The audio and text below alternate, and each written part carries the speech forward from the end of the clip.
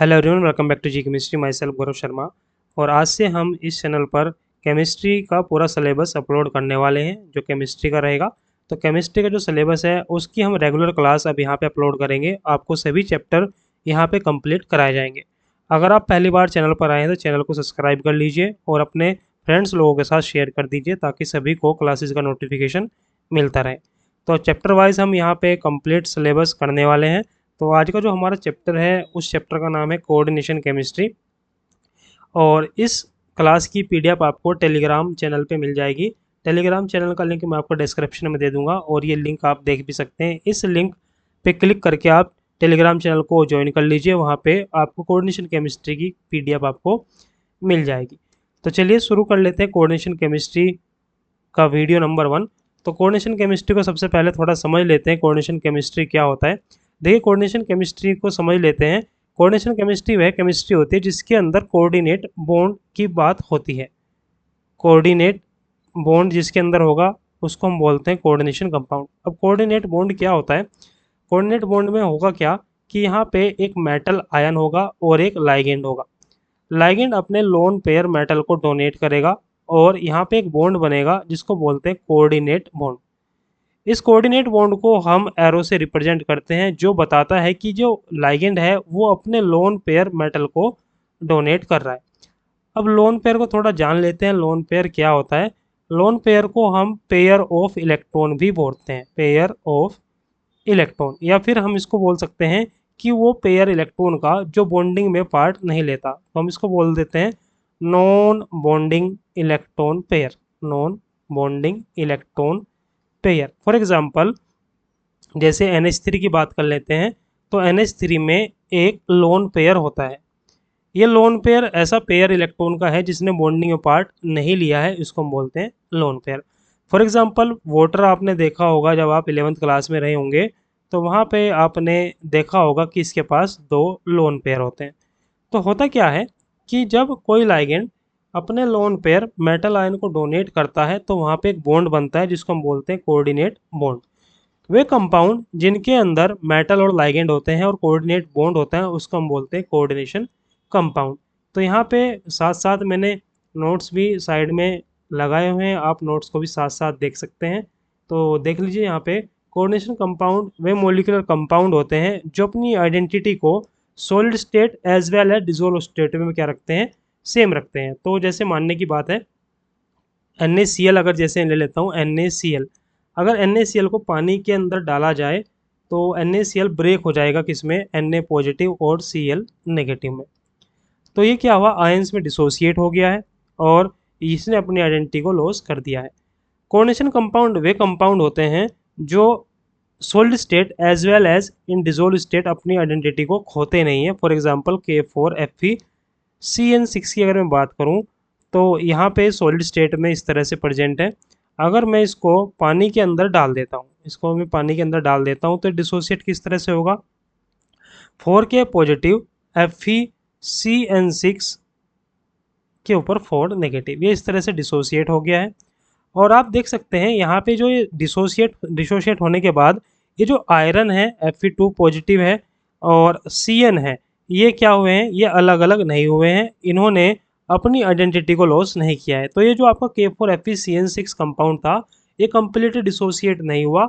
इसलिए जो coordination compound होते हैं वो solid state as well as in aqueous state अपनी स्टेबिलिटी को बनाए रखते हैं या फिर अपनी आइडेंटिटी का लॉस नहीं करते हैं। ठीक है, तो यहाँ पे एग्जाम्पल K4FeCN6 लिया गया है। एक्वस में जब इसको डाला गया है तो डिसोसिएट हो गया 4K पॉजिटिव FeCN6 4 नेगेटिव। ठीक है, अब कुछ अलग चीज़ें और देख लेते हैं क्या इंपॉर्टेंट चीज़ें कोऑर्डिनेशन कंपाउंड से रिलेटेड होती है। तो देखिए, जैसे मैं यहाँ पे लिख देता हूँ K4FeCN6 और यहाँ पे मैं लगा देता हूँ स्क्वायर ब्रैकेट। ये आपका स्क्वायर ब्रैकेट है। जो स्क्वायर ब्रैकेट के बाहर आयंस होते हैं इनको बोलते हैं काउंटर आयन, इनको हम बोलते हैं काउंटर आयन, इनको तो हम काउंटर आयन बोलेंगे। और जो स्क्वायर ब्रैकेट के अंदर स्पीसीज होती है उसको बोलते हैं कोऑर्डिनेशन स्पेयर। इसको पूरे को हम क्या बोलते हैं, कोऑर्डिनेशन स्पेयर। कोऑर्डिनेशन स्पेयर इसको हम बोलते हैं। जो आपका काउंटर आयन होता है इसका काम क्या होता है, ये चार्ज को बैलेंस करने का काम करता है। ये क्या करता है, चार्ज को बैलेंस करने का काम करता है। ठीक है, चलिए ये आपका कोऑर्डिनेशन कंपाउंड हो गया। तो हमने देखा कोऑर्डिनेशन कंपाउंड में कंपाउंड होते हैं जो अपनी आइडेंटिटी को solid state as well as dissolve state वो उसको रिमेन रखते हैं और वो कभी भी डिसोसिएट नहीं होते हैं। अब बात कर लेते हैं डबल सोल्ट की। तो डबल सोल्ट की अगर हम बात करें, डबल सोल्ट क्या होंगे कि जब दो सोल्ट आपस में मिल जाएंगे, दो सोल्ट आपस में मिल जाएंगे तो उसको बोलते हैं डबल सोल्ट। और जो डबल सोल्ट होते हैं वो क्या करते हैं, डिजोल्व स्टेट में आयंस में ब्रेक हो जाते हैं। जैसे फॉर एग्जांपल हम ले लेते हैं potash alum K A L K2SO4 into Al2SO4 whole thrice into 24H2O। This is potash alum, इसको हम बोल रहे हैं पोटास एलम। तो ये हमारा पोटास एलम है। और आप जब इसको बुक में देखेंगे तो आपको कुछ इस तरह से दिखाई देगा कि AlSO4 का होल ट्वाइस एंड 12H2O। तो किया क्या है कि इस पूरे फॉर्मूले को 2 से डिवाइड कर दिया गया है। जैसे 2 से डिवाइड करेंगे तो हमारे पास ये फॉर्मूला आ जाएगा।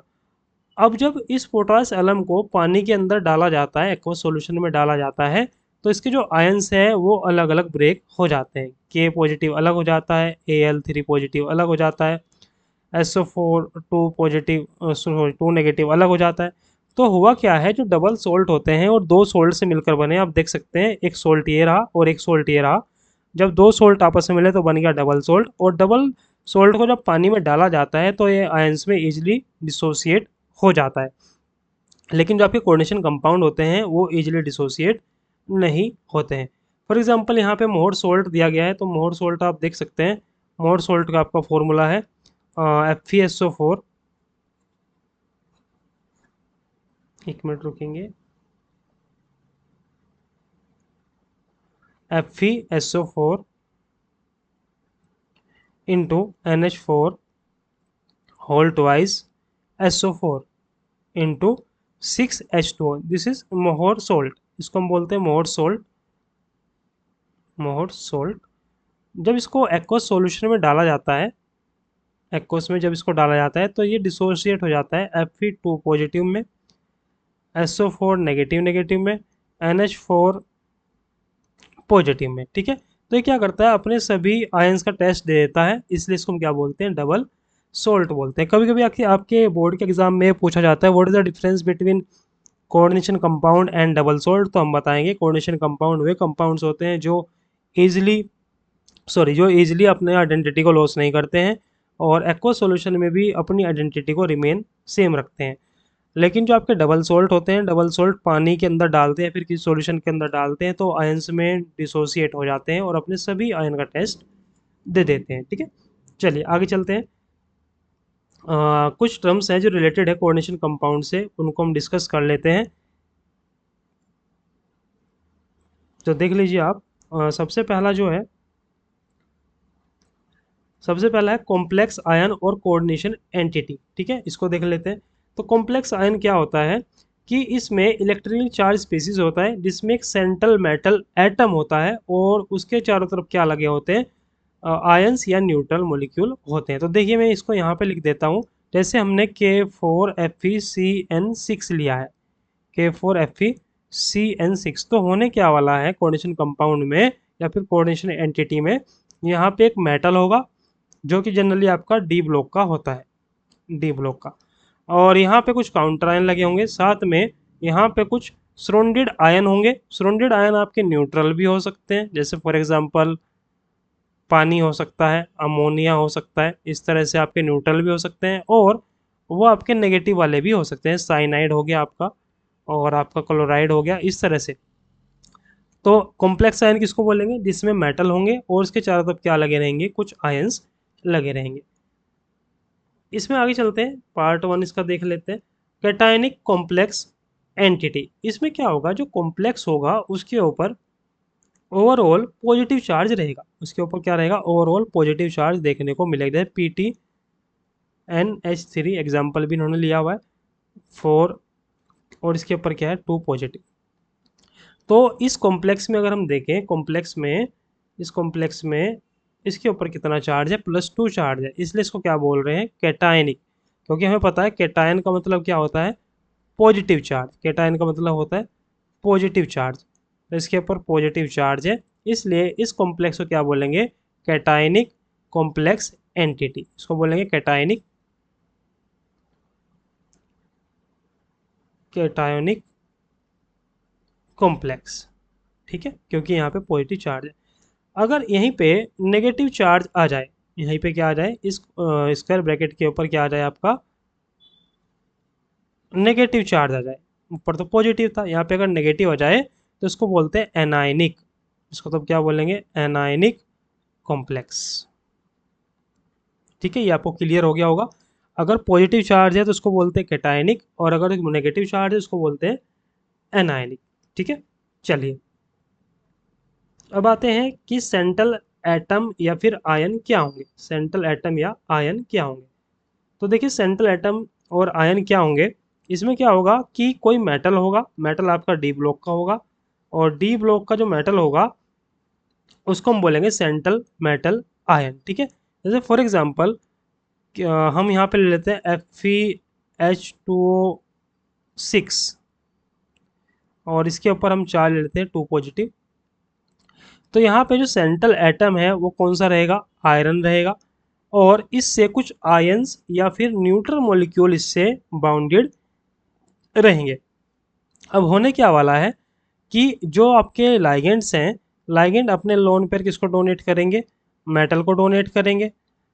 हमें पता है अगर कोई लोन पेयर एक्सेप्टर होता है, ठीक है, लुईस डेफिनेशन देख लेते हैं, लुईस बेस और लुईस एसिड क्या होते हैं। लुईस एसिड देख लेते हैं सबसे पहले। लुईस एसिड क्या होते हैं, लोन पेयर एक्सेप्टर। जो लोन पेयर को एक्सेप्टर करते हैं उसको लुईस एसिड बोलते हैं। और लुईस बेस देख लेते हैं किसको बोलते हैं, lone pair donor. Lone pair donor जो होते हैं उसको हम बोलते हैं लुईस बेस। तो जैसे कि हमें पता है कि जो मेटल है वो लोन पेयर ले रहा है, तो ये कैसे बिहेव करेगा, एज अ लुईस एसिड। ये कैसे बिहेव करेगा, एज अ लुईस एसिड। और लोन पेयर लेगेंड डोनेट कर रहा है तो ये कैसे बिहेव करेगा, लुईस बेस की तरह ये एक्ट करेगा। तो हम यहाँ पे लिख सकते हैं ओवरऑल जो लाइगेंड्स होते हैं वो क्या होते हैं आपके, लुईस बेस होते हैं। These are Lewis base. और जो आपके मेटल्स होते हैं, जो मेटल होते हैं उनको बोलते हैं लुईस एसिड। उसको हम क्या बोलते हैं, लुईस एसिड बोल देते हैं। ठीक है, तो 2 चीज़ें हो गई, लाइगेंड्स होंगे लुईस बेस और मेटल्स होंगे लुईस एसिड। तो यहाँ पे हम पढ़ लेते हैं अब इसको। तो सेंट्रल मेटल एटम मैंने बता दिया है, फिक्स नंबर में होंगे और इससे कुछ ग्रुप बाइंड रहेंगे, और इनको हम लुईस एसिड बोलते हैं। यहाँ फॉर एग्जांपल NiCl2H2O4 है, तो निकल यहाँ पे क्या है, सेंट्रल मेटल आयन है, एटम है, और it is generally transition element और इनर ट्रांजिशन एलिमेंट। तो आपके जो सेंट्रल एटम रहेंगे या तो वो डी ब्लॉक के रहेंगे या फिर वो एफ ब्लॉक के मेटल रहेंगे, ये मैं आपको ऑलरेडी बता चुका हूँ। ठीक है, या तो डी ब्लॉक के रहेंगे या फिर एफ ब्लॉक के रहेंगे। अगर आपको कोई भी क्वेश्चन की क्यूरी है तो वो आप कमेंट्स में मेरे से पूछ सकते हैं, मैं आपको कमेंट्स में रिप्लाई कर दूंगा। अब बात करते हैं लाइगेंड्स की। तो देखिए लाइगेंड्स क्या होते हैं देख लेते हैं, मैंने आपको ऑलरेडी बता दिया है। लाइगेंड्स क्या होते हैं, जो लोन पेयर डोनर होते हैं, लोन पेयर डोनर जो होते हैं उसको हम बोलते हैं कि ये लाइगेंड्स है। और मैंने आपको बताया अभी पीछे कि ये लुईस बेस की तरह काम करते हैं, लुईस बेस भी इनको बोला जाता है।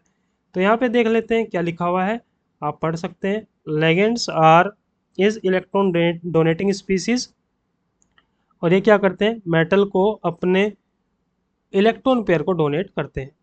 ठीक है, लाइगेंड्स आपके न्यूट्रल हो सकते हैं, या फिर क्या हो सकते हैं आपके नेगेटिव वाले हो सकते हैं, या फिर पॉजिटिव वाले हो सकते हैं। ठीक है, अब देख लेते हैं टाइप्स ऑफ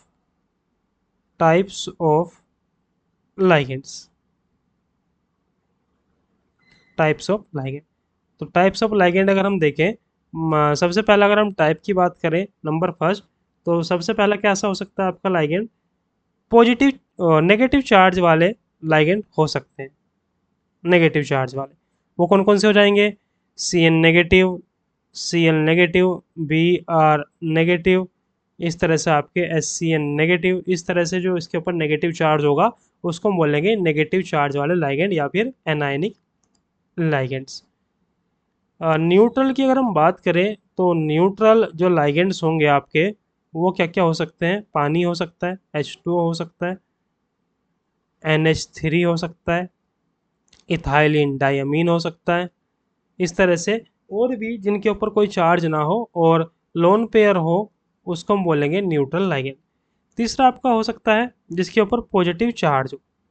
तीसरा आपका हो सकता है जिसके ऊपर पॉजिटिव चार्ज हो, जिसके ऊपर पॉजिटिव चार्ज हो, for example NO positive.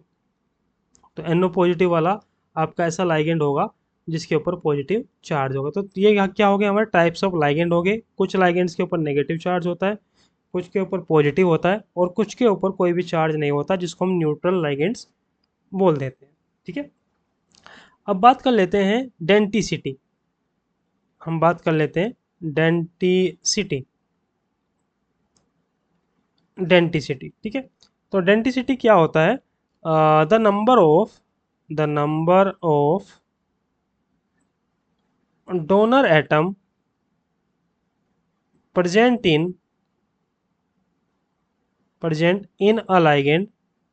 in a ligand called its denticity. Denticity ठीक है, कितने डोनर एटम एक लाइगेंड के अंदर प्रेजेंट है उसको बोलते हैं डेंटिसिटी। ठीक है, अब ये किस तरह के हो सकते हैं इसको हम देख लेते हैं। जैसे पहला इन्होंने दिया है यूनिडेंटेड। यूनिडेंटेड का मतलब ये है कि ऐसा लाइगेंड हो जिसके पास केवल एक ही डोनर साइट हो या फिर वो एक ही लोन पेयर डोनेट कर पाता हो या फिर उसके पास एक ही एटम ऐसा हो जो इलेक्ट्रॉन को डोनेट कर पाए। फॉर एग्जांपल पानी। अगर H2 की बात करें तो ऑक्सीजन के पास लोन पेयर है। ऑक्सीजन के पास क्या है? Lone pair. तो यहाँ पे सिंगल ही एटम ऐसा है जो लोन पेयर डोनेट कर सकता है, इसलिए इसको क्या बोलेंगे? यूनिडेंटेट बोलेंगे। For example NH3। NH3 में केवल नाइट्रोजन के पास लोन पेयर है, इसलिए ये अपने लोन पेयर मेटल को डोनेट कर सकता है, इसको भी क्या बोलेंगे? यूनिडेंटेट बोलेंगे। ठीक है, तो जैसे H2O और NH3 यहाँ पे क्या हो गया? हमारे यूनिडेंटेट हो गए हैं, इनको हम यूनिडेंटेट बोल रहे हैं। अब आते हैं बाइडेंटेट पे। बाइडेंटेट या फिर डाइडेंटेट इसको बोला जाता है।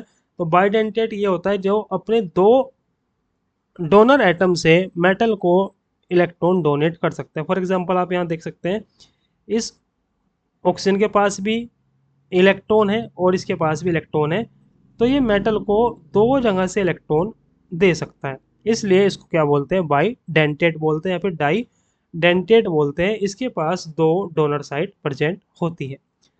इसको इथाइलिन डायमीन बोलते हैं। इथाइलिन डायमीन आप समझ सकते हैं, दो यहाँ पे कार्बन है, दो कार्बन को इथाइलिन बोल रहे हैं और अमाइन किसको बोलते हैं? NH2 को, तो डाई इथाइल अमाइन।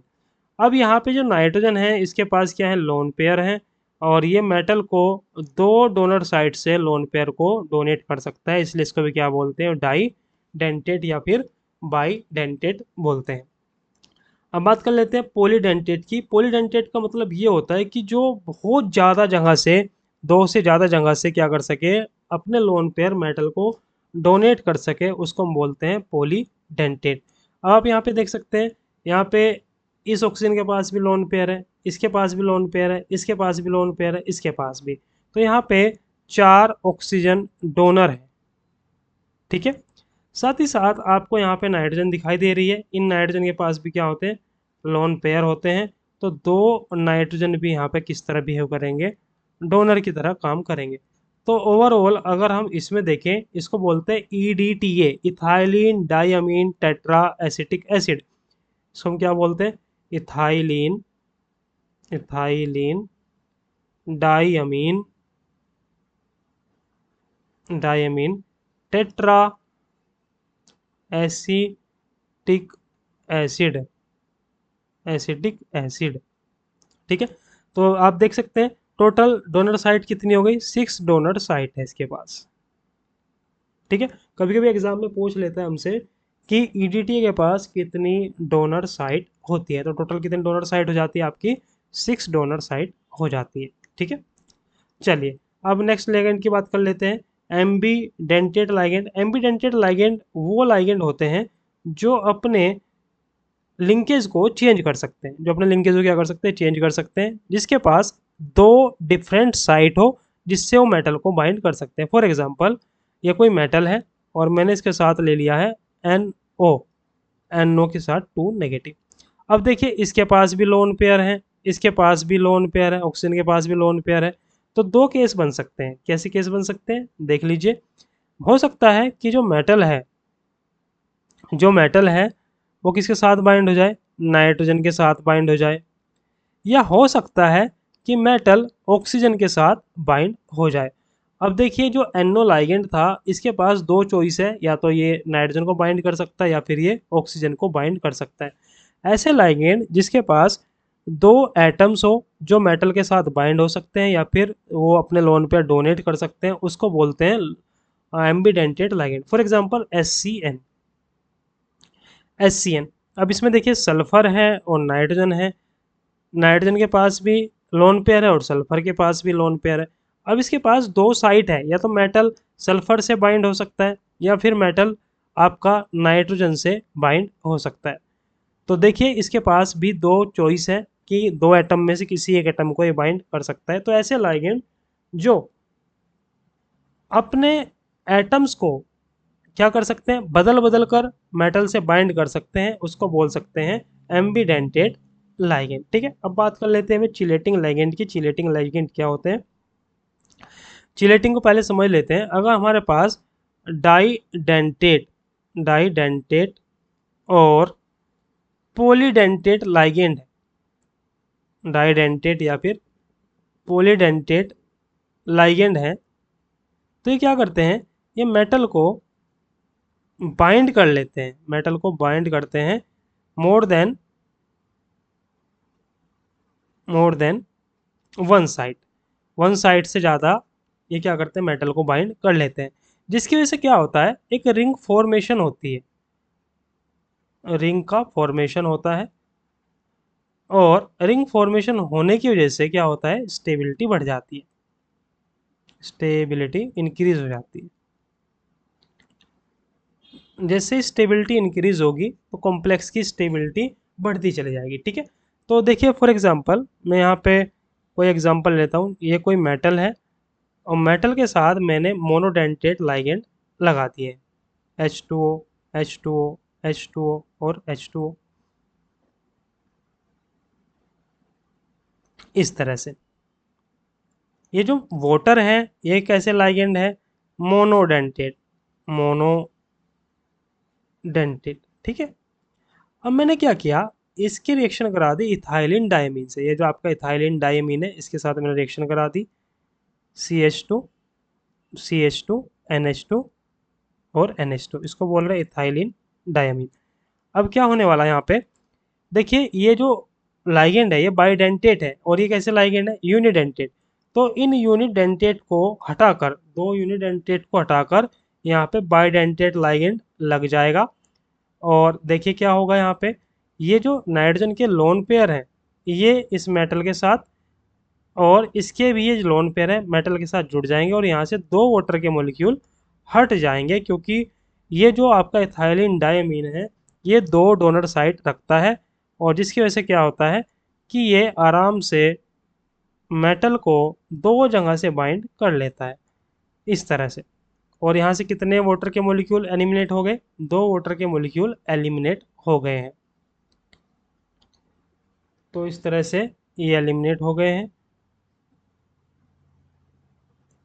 और ये हमारा कॉम्प्लेक्स बन के आ गया है। अगर इस कॉम्प्लेक्स में आप देखेंगे तो आप देखेंगे यहाँ पे एक रिंग बन गई है, ये 5 मेंबर रिंग बन गई है आपकी। कितने मेंबर रिंग बन गई है, 5 मेंबर रिंग बन गई है। इस प्रोसेस को हम क्या बोलते हैं, चिलेशन बोलते हैं। इस प्रोसेस को क्या बोलते हैं, चिलेशन बोलते हैं। ठीक है, और ये जो आपका लाइगेंड है क्योंकि इसने रिंग फॉर्मेशन की है इसलिए इसको क्या बोलते हैं, चिलेटिंग लाइगेंड्स बोला जाता है। ठीक है, इससे स्टेबिलिटी बढ़ती है। और यहाँ पे अगर हम देखें जब आपका ये प्रोसेस होता है तो एंट्रोपी बढ़ जाती है, एंट्रोपी इंक्रीज होती है, एंट्रोपी इंक्रीज होती है। कैसे इंक्रीज हो रही है? यहाँ पे एक मॉलिक्यूल इसका था कॉम्प्लेक्स का, और एक मॉलिक्यूल हमने चिलेटिंग लाइगेंड का लिया, तो टोटल हमारे हो गए 2 मॉलिक्यूल। इस साइड हमारे 2 मॉलिक्यूल है। अगर हम इस साइड को देखें तो यहाँ पे एक मॉलिक्यूल हमारा बड़े वाला बन के आया है और 2 वाटर के मॉलिक्यूल है, तो यहाँ पे हमारे मॉलिक्यूल हो गए 3। तो हमारे 2 मॉलिक्यूल से 3 मॉलिक्यूल हो गए, मतलब नंबर ऑफ मॉलिक्यूल्स बन गए हैं ज़्यादा। इसको इससे हम क्या आइडिया ले लेंगे कि यहाँ पे एंट्रोपी क्या हो रही है, बढ़ रही है। ठीक है, तो इसको बोलते हैं चिलेटिंग लाइगेंड्स। चलिए अब नेक्स्ट चलते हैं। नेक्स्ट हम देख लेते हैं coordination number. Coordination number, coordination number. तो जैसे मैंने बताया आपको, मेटल के साथ जितने लाइगेंड्स लगे होते हैं उसको बोलते हैं कोऑर्डिनेशन नंबर। फॉर एग्जांपल कोई मेटल है और इसके साथ कोई लाइगेंड लगा हुआ है, और लाइगेंड कितने लगे हैं, एन लगे हुए हैं, तो कोऑर्डिनेशन नंबर यहाँ पे क्या हो जाएगा आपका, यहाँ पे जो आपका कोऑर्डिनेशन नंबर हो जाएगा, कोऑर्डिनेशन नंबर हो जाएगा एन। कोऑर्डिनेशन नंबर आपका हो जाएगा एन। जैसे फॉर एग्जांपल FeCN6, K4FeCN6, तो यहाँ पे जो लाइगेंड्स लगे हुए हैं कितने लगे हैं, 6 लगे हैं, तो कोऑर्डिनेशन नंबर कितना हो जाएगा, 6 हो जाएगा आपका कोऑर्डिनेशन नंबर। और देख लेते हैं, जैसे NiCN4, 2 नेगेटिव, 2 नेगेटिव, तो यहाँ पे जो आपका कोऑर्डिनेशन नंबर हो जाएगा ये आपका हो जाएगा कितना, 4 हो जाएगा। NiCl4, 2 नेगेटिव, इसमें भी कोऑर्डिनेशन नंबर कितना हो जाएगा आपका, 4 हो जाएगा। ठीक है, तो ये डिपेंड करता है कि आपके लाइगेंड्स कितने लगे हुए हैं। जितने आपके लाइगेंड्स लगे होते हैं उसको बोलते हैं हम, ये इसका कोऑर्डिनेशन नंबर है। या फिर number of donor site attach with metal ion is called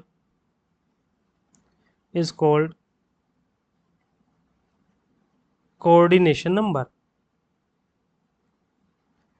coordination number. ठीक है, जैसे फॉर एग्जांपल अगर मैं मेटल का बॉन्ड बना रहा हूँ ईडीटीए के साथ, जैसे यहाँ पे मैंने आपको बताया था कोई मेटल मैंने ले लिया है ये, और इस मेटल का बॉन्ड इसके साथ बना, इस ऑक्सीजन के साथ बना, इस ऑक्सीजन के साथ बना, और इस ऑक्सीजन के साथ बना, फिर इस नाइट्रोजन के साथ भी इसका बॉन्ड बना, और इस नाइट्रोजन के साथ भी इसका बॉन्ड बना। तो मेटल के जो ओवरऑल बॉन्ड बने हैं लाइगेंड के साथ वो कितने बने हैं, 6 बने हैं। इसका मतलब ये है कि जो ईडीटीए है उसका भी कोऑर्डिनेशन नंबर कितना हो गया है, 6 हो गया है। तो ओवरऑल जितनी डोनर साइट मेटल के साथ बाइंड होती है उसको क्या बोलते हैं, उसको कोऑर्डिनेशन नंबर बोला जाता है। ठीक है, तो ये कोऑर्डिनेशन नंबर आपका हो गया। तो आज ही के लेक्चर में हम इतना ही पढ़ेंगे। अगर आपको कोई भी डाउट है तो आप मेरे को कमेंट में नीचे बोल सकते हैं, मैं आपको वहीं पे रिप्लाई कर दूंगा। और अगर आप पहली बार चैनल पे आए हैं तो चैनल को सब्सक्राइब कर लीजिए, शेयर कर लीजिए। यहाँ पे हम केमिस्ट्री का कंप्लीट सिलेबस अपलोड करेंगे, साथ ही साथ आपको नोट्स की पीडीएफ भी प्रोवाइड करेंगे। टेलीग्राम चैनल की लिंक मैं डिस्क्रिप्शन में भी दे दूंगा, स्क्रीन पे मैंने शुरू में आपको दिखाई भी है, उस पर आप जाके उसको ज्वाइन कर लीजिए, आपको सभी पीडीएफ वहाँ पे मिलती रहेगी। आप सभी लोग चैनल को सब्सक्राइब जरूर कीजिए और शेयर जरूर कीजिए। So thanks for watching, all the best.